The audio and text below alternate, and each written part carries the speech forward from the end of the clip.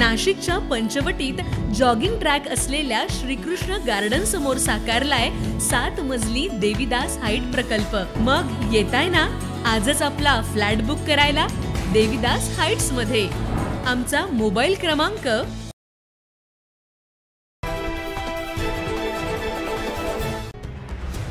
नाशिक शहरातील पंचवटीतील जुना नाशिक परिसरात एक जुना वाडा कोसळल्याची घटना समोर आली आहे। ही दुर्घटना चौक मंडळी परिसरात घडली असून सुदैवाने कोणतीही जीवितहानी झालेली नाही।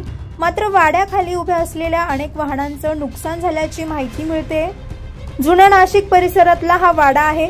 या वाड्यात कोणीही नसल्यामुळे कुठल्याही प्रकारची जीवितहानी झाली नाही।